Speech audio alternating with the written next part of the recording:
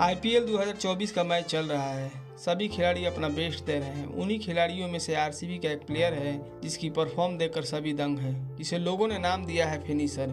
किस्मत का मारा इस स्टार खिलाड़ी को अपने देश के लिए खेलने को ज़्यादा मौके तो नहीं मिले, मगर जब भी अपने देश के लिए खेला अपना बेस्ट दिया। कभी टीम के अंदर तो कभी टीम के बाहर हमेशा लगा रहा। कई लोगों ने कहा अब इस खिलाड़ी का करियर फिनिश्ड, मगर लोगों को गलत साबित करते हुए फिनिशर बनकर दिखाया। हर बार अपने परफॉर्म से सभी को हैरान किया। इस खिलाड़ी का नाम है डीके, दिनेश कार्तिक, डेंजरस कार्तिक, आप जो भी कह लीजिए। कार्तिक ने अच्छे बॉलरों के पसीने छुड़ाए हैं। रेड बॉल की बात करें या फिर व्हाइट बॉल की, हर बॉल को कार्तिक ने जिस तरह से धोया है, बॉल भी कहता होगा भैया कितना धोते हो। इस भारतीय स्टार बल्लेबाज की जिंदगी में रोमांच है, मेहनत है, सक्सेस है, बेवफाई है, धोखा है, सीख है, गम है, फिर भी यह स्टार बल्लेबाज टूटा नहीं, क्योंकि इसका नाम ही है दिनेश, और दिनेश का मतलब होता है सूर्य। और भला सूर्य को कौन रोक सका है। पूरी फिल्मी है इनकी कहानी। तो चलिए दोस्तों, हम दिनेश कार्तिक की जिंदगी के बारे में शुरुआत से जानेंगे। लेकिन जानने से पहले अगर मेरे चैनल पर नए हैं तो सब्सक्राइब का बटन दबाना बिल्कुल ना भूलें, ताकि इसी तरह आपको जानकारी मिलते रहे।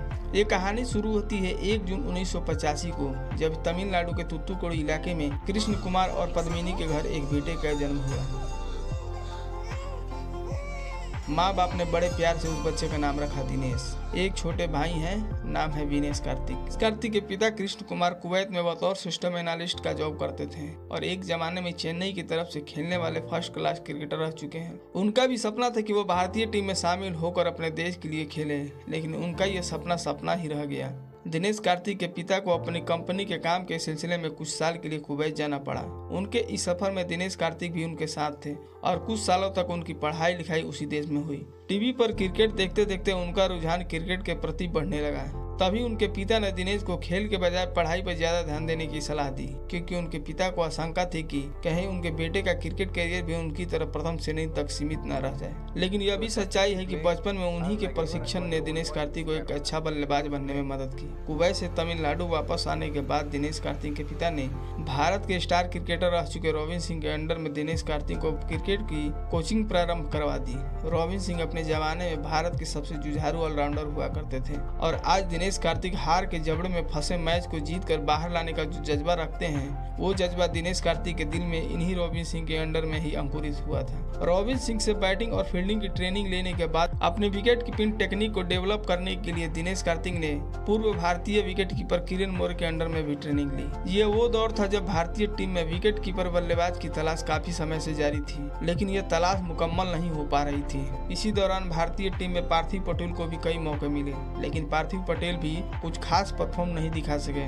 लिहाजा वैकल्पिक रूप में राहुल द्रविड़ भारतीय टीम में विकेट कीपिंग का जिम्मा संभाल रहे थे। अंडर 14, अंडर 19 दिलीप ट्रॉफी और रणजी ट्रॉफी में अच्छे परफॉर्मेंस के बाद 5 सितंबर 2004 को 19 साल की उम्र में दिनेश कार्तिक का इंटरनेशनल क्रिकेट में इंग्लैंड के खिलाफ डेब्यू हुआ।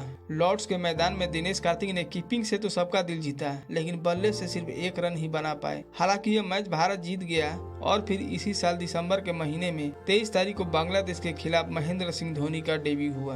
धोनी के लिए भी यह दौरा कुछ खास नहीं रहा और अपने पहले ही मैच में धोनी बिना खाता खोले रन आउट हो गए। लेकिन धोनी ने अपनी कीपिंग की बारीकियों से चयनकर्ताओं का दिल जीत लिया था। धोनी अपने 4 मैच में लगातार फ्लॉप साबित हुए, लेकिन 5वें एक दिवसीय मैच में पाकिस्तान के खिलाफ 123 गेंद पर शानदार 148 रनों की धमाकेदार पारी खेलकर चयनकर्ताओं की तलाश को खत्म कर दिया था। अब न कभी राहुल द्रविड़ ग्लव्स पहनते दिखाई देते और न ही चयनकर्ता को किसी विकेट कीपर बल्लेबाज की जरूरत महसूस होती। और यही दिनेश कार्तिक का सबसे बड़ा दुर्भाग्य रहा कि दिनेश कार्तिक का भारतीय अंतर्राष्ट्रीय क्रिकेट में डेब्यू उस समय हुआ जब इस विश्व के महान विकेट कीपर बल्लेबाजों में से एक महेंद्र सिंह धोनी भारतीय टीम का दरवाजा अपनी प्रतिभा और काबिलियत के दम पर खटखटा रहे थे। ये धोनी युग का प्रारंभ था जिसने किसी भी विकेट कीपर बल्लेबाज की जरूरत भारतीय टीम में समाप्त हो चुकी थी।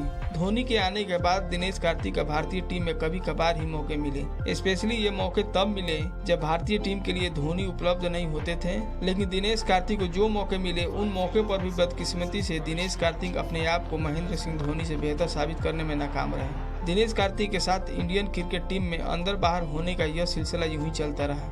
इसी बीच साल 2007 में अपनी बचपन की दोस्त निकिता बंजारा से शादी की। दिनेश कार्तिक और निकिता बंजारा दोनों के पिता अच्छे दोस्त थे और दोनों ने अपनी दोस्ती को रिश्तेदारी में बदल लिया। और ये साल 2007 ही था जब ओडीआई वर्ल्ड कप से ठीक पहले चीफ सेलेक्टर अजीत वाडकर ने अपने एक इंटरव्यू में कहा, धोनी के अलावा हमें कोई दूसरा विकेट कीपर नहीं चाहिए और कभी कभार दूसरे विकेट कीपर की जरूरत अगर पड़ी तो राहुल द्रविड़ संभाल लेंगे। प्योर बैट्समैन के रूप में भी कार्तिक हमें नहीं चाहिए क्योंकि हमारे पास सचिन, सहवाग, युवराज और द्रविड़ जैसे तमाम बल्लेबाज हैं।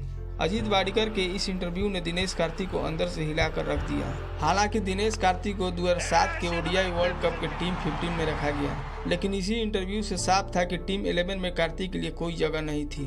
ये सारी विपरीत परिस्थितियों के बाद भी कार्तिक ने हार नहीं मानी और भारतीय टीम में वापसी के लिए संघर्ष जारी रखा। साल 2009 में दिनेश कार्तिक को पहली बार तमिलनाडु लिस्ट ए टीम की कप्तानी मिली और तमिलनाडु टीम के ओपनर मुरली विजय और दिनेश कार्तिक एक अच्छे दोस्त थे। मुरली विजय का अक्सर दिनेश कार्तिक के घर आना जाना लगा रहता था, लेकिन दिनेश कार्तिक जिस शख्स को अपना जिगरी दोस्त समझ रहे थे वह दोस्त दिनेश कार्तिक के विश्वास और इज्जत के साथ खेल रहा था। दिनेश कार्तिक के पीठ पीछे उनका ये जिगरी दोस्त मुरली विजय और कार्तिक की पत्नी निकिता बंजारा विश्वासघात की ऐसी कहानी लिख रहे थे जिस कहानी को सुनकर किसी भी सब समाज की आंखें शर्म से झुक जाए। मुरली विजय और निकिता बंजारा के बीच एक ऐसे रिश्ते का जन्म हो चुका था जिस रिश्ते को हमारा भारतीय समाज नाजायज रिश्ते का नाम देता है। अपने दोस्त और बीवी के हो रहे इस नाजायज प्यार और नाजायज रिश्ते की खबर जब दिनेश कार्तिक तक पहुंची तो आप सोच ही सकते हैं कि दिनेश कार्तिक के दिल पर क्या गुजरी होगी। और जब इस रिश्ते की खबर दिनेश कार्तिक के घर की चार दीवारी को लांघ कर जब बाहर आई तो किसी चाइनीज यूनिवर्सिटी से पीएचडी और पत्रकारिता की डिग्री लिए हुए कोई सस्ते पत्रकार और फर्जी लेखक एक छोटी आर्टिकल और एक सस्ती न्यूज तैयार करते हैं। इस झूठे और सस्ती लेख को सोशल मीडिया पर फैला दिया जाता है। इस आर्टिकल में लिखा जाता है कि दिनेश कार्तिक इस बेवफाई और धोखे से आहत होकर बंद कमरे की अंधेरी और शराब के नशे में डूब चुके हैं। इस अंधेरी और नशे की हालत में आत्महत्या जैसे बेकार ख्याल आ रहे हैं। अपने जिंदगी में मिले इस धोखे और बेवफाई से दिनेश कार्तिक उतना आहत नहीं हुए थे जितना दर्द दिनेश कार्तिक को सोशल मीडिया पर फैल रही इस झूठी कहानी से हो रहा था। जबकि सच तो यह था कि इस दुख की घड़ी में भी दिनेश कार्तिक ने ना कभी शराब का सहारा लिया और न ही अपने आप को देवदास की तरह किसी कमरे में अंधेरे में कैद कर लिया और ना ही कभी आत्महत्या जैसे बुरे ख्याल उनके मन में आए। बस लगे रहे अपने गेम को इम्प्रूव करने में। दिनेश कार्तिक ना जाने किस मिट्टी के बने हैं कि वे उड़ना चाहते हैं, दौड़ना चाहते हैं, गिरना चाहते हैं लेकिन रुकना नहीं चाहते हैं। दिनेश कार्तिक ने बिना कोई हो हल्ला किए निकिता बंजारा को तलाक दे दिया। इस तलाक के बाद निकिता बंजारा और मुरली विजय ने शादी कर ली। जिस वक्त दिनेश कार्तिक को अपनी किस्मत, अपने दोस्त और अपनी लाइफ पार्टनर इन तीनों की सबसे ज्यादा जरूरत थी, उसी वक्त इन तीनों ने मिलकर एक साथ दिनेश कार्तिक को धोखा दिया था। लेकिन जिंदगी में आपने अगर अच्छे काम किए हैं तो आपको संभालने के लिए भगवान किसी न किसी फरिश्ते को जरूर भेज देता है और वो फरिश्ता बने दीपिका पल्लिकल। दीपिका पल्लिकल एक मशहूर इंडियन स्क्वैश खिलाड़ी है और दीपिका पल्लिकल ने जिस तरह से कार्तिक का साथ दिया वह केवल फरिश्ता ही कर सकता है। और साल 2015 के अगस्त महीने में दीपिका और दिनेश कार्तिक ने शादी कर ली और फिर कुछ सालों के बाद जुड़वा बच्चों के पिता बने और एक दूसरे के करियर के सपोर्ट सिस्टम भी बने। दीपिका पल्लिकल ने हर बुरे वक्त में दिनेश कार्तिक का साथ दिया। इधर डोमेस्टिक क्रिकेट में कार्तिक बेहतर प्रदर्शन कर रहे थे लेकिन नेशनल टीम में मिल रहे मौकों पर कार्तिक अभी अच्छा परफॉर्म नहीं दे पा रहे थे। और फिर आता है साल 2018 का निदाहस ट्रॉफी का फाइनल मैच। बांग्लादेश के खिलाफ इस फाइनल मैच में भारत को जीत के लिए 12 गेंदों पर 34 रन की जरूरत थी और दिनेश कार्तिक ने 8 गेंदों में 29 रनों की धमाकेदार पारी खेलकर यह मैच भारत की झोली में डाल दिया था। यही वो मैच था जिसने दिनेश कार्तिक को भारतीय क्रिकेट के इतिहास में हमेशा हमेशा के लिए अमर कर दिया। इस मैच के सभी भारतीय प्रशंसकों को यह एहसास हो गया कि दिनेश कार्तिक को उनके प्रतिभा की अपेक्षा कम ही मौके मिले। फिर से उनके बल्ले से रन निकलने लगे। भारत की वनडे टीम में फिर से उनका चयन हुआ और आईपीएल में कोलकाता नाइट राइडर्स की कप्तानी उन्हें दे दी गई। कार्तिक की कप्तानी में कोलकाता ने अच्छा खेल दिखाया, हालांकि वो अपनी टीम को चैंपियन नहीं बना पाए और एक खराब सीजन के बाद बीच में ही उनकी जगह मॉर्गन को केकेआर का कप्तान बना दिया गया। इस समय कार्तिक अंतर्राष्ट्रीय क्रिकेट से संन्यास लेकर सिर्फ आईपीएल खेलने के बारे में सोच रहे थे। कार्तिक के जीवन में फिर से मुश्किलें आई, लेकिन इस बार दीपिका उनके साथ थी। दिनेश कार्तिक का सपना था कि वो पोएस गार्डन में एक घर खरीदे, लेकिन यह काफी महंगा था। दीपिका ने मां बनने के बाद कहा कि वो दोनों फिर से मेहनत करेंगे और जमकर खेलेंगे, पैसा कमाएंगे और घर खरीदेंगे। दीपिका ने भी मां बनने के बाद स्क्वैश खेलना शुरू किया और कार्तिक फिर से ट्रेनिंग में लग गए। अंतर्राष्ट्रीय क्रिकेट से संन्यास का ख्याल छोड़ दिया। उन्होंने कमेंट्री में भी हाथ आजमाया और वहां भी वो सुपर हिट रहे। इसके बाद पोएस गार्डन में घर भी खरीदा।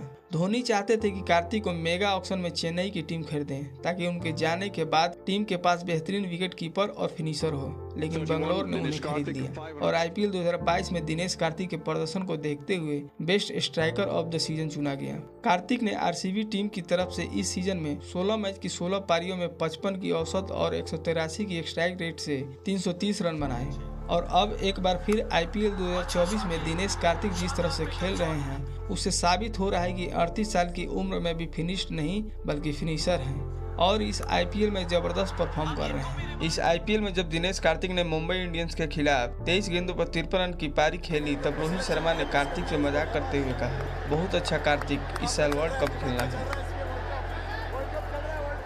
और एसआरएच के खिलाफ दिनेश कार्तिक के उस पारी को कैसे भुला सकते हैं। तब आरसीबी के गेंदबाजों की धज्जियां उड़ाते हुए एसआरएच के बल्लेबाजों ने 20 ओवर में 287 रन ठोक डाले और लक्ष्य का पीछा करते वक्त आरसीबी के 150 रन के अंदर 5 विकेट गिर गए। बड़े बेआबरू होकर आरसीबी के प्रशंसक बाहर निकल रहे थे कि दिनेश कार्तिक आए और उन्होंने कहा कि भरोसा रखिए, हम पुराने खिलाड़ी हैं। इस मैच में दिनेश कार्तिक ने 35 गेंदों पर 83 रनों की एक अद्भुत पारी खेल डाली। आरसीबी यह मैच तो हार गई मगर कार्तिक जीत गए। तब क्या आरसीबी और क्या एसआरएच के सपोर्टर, हर कोई दिनेश कार्तिक के सम्मान में तालियां बजा रहा था। हालांकि वर्ल्ड कप के प्लेइंग 11 का चुनाव हो चुका है और सिलेक्टरों ने एक बार फिर से कार्तिक को अनदेखा कर दिया है। आप लोगों में से कितनों को ऐसा लगता है कि कार्तिक को 2024 के वर्ल्ड कप में मौका दिया जाना चाहिए था? भारतीय क्रिकेट के इतिहास में दिनेश कार्तिक का नाम हमेशा गर्व से लिया जाएगा।